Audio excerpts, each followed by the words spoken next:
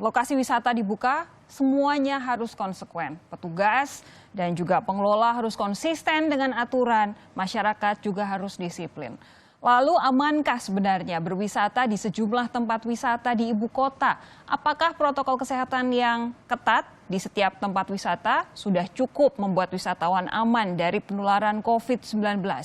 Kami bahas hal ini bersama Wakil Gubernur DKI Jakarta Ahmad Riza Patria. Selamat malam Pak Riza.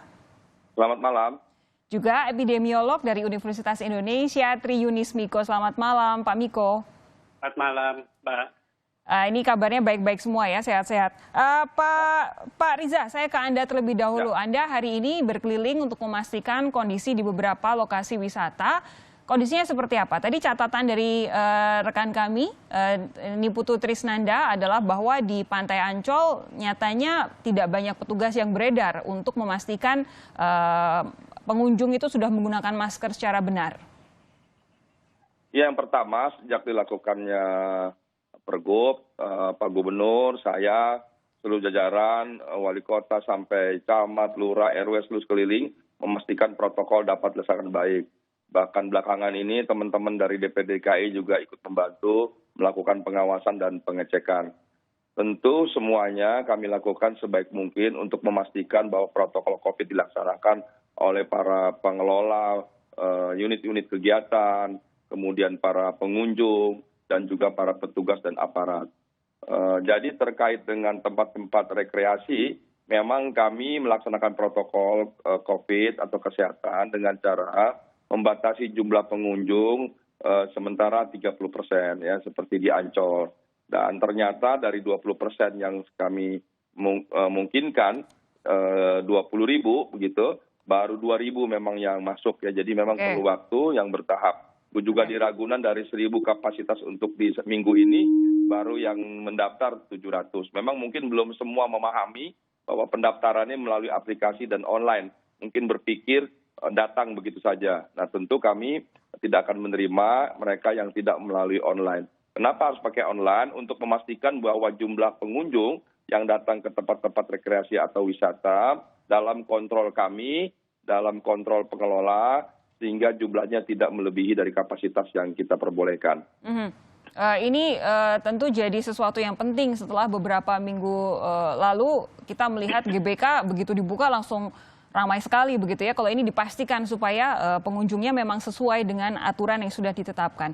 Tapi begini, Pak Riza, kalau kemudian ada kejadian seperti tidak adanya petugas yang mengingatkan warga untuk berdisiplin, apakah kemudian pengelolanya ada jaminan dari pemerintah provinsi pengelola ini bakal dijewer kalau kemudian tidak konsekuen? Yang pertama bahwa setiap pengelola ada tim pengendali COVID, ya. Jadi mulai dari mall, hotel, perkantoran, tempat-tempat kegiatan lainnya, apalagi tempat rekreasi, di pasar, itu selalu dibentuk tim pengendali daripada COVID, ya. Juga kami hadirkan aparat dan pengawas. Tapi sekali lagi jumlahnya sangat terbatas, ya. Jumlah aparat kami sangat terbatas, apakah Satpol PP, Disub, Disnaker, juga PNS, TNI, Polri, jumlahnya sangat terbatas. Jadi metode yang kami lakukan adalah kami akan memberikan sanksi, ya.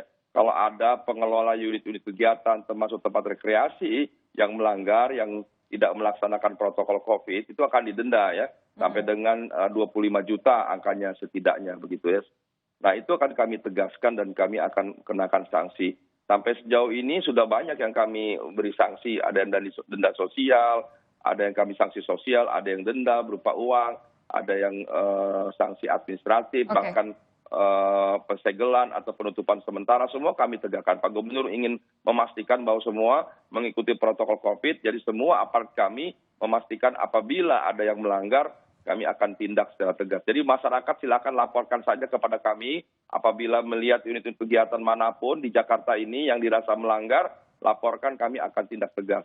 Itu akan kami pastikan. Oke, Pak Miko, saya beralih ke Anda. Bagaimana saat ini Anda menilai kebijakan Pemprov DKI Jakarta yang membuka tempat wisata di saat sebenarnya pandeminya belum mereda? Ya, jadi menurut saya ada beberapa pertimbangan. Yang pertama adalah bahwa DKI merupakan epicentrum Indonesia. Jadi dengan 9.700 kasus sekarang begitu, dan kedua adalah Jawa Timur 6.000-an sekian kasus begitu.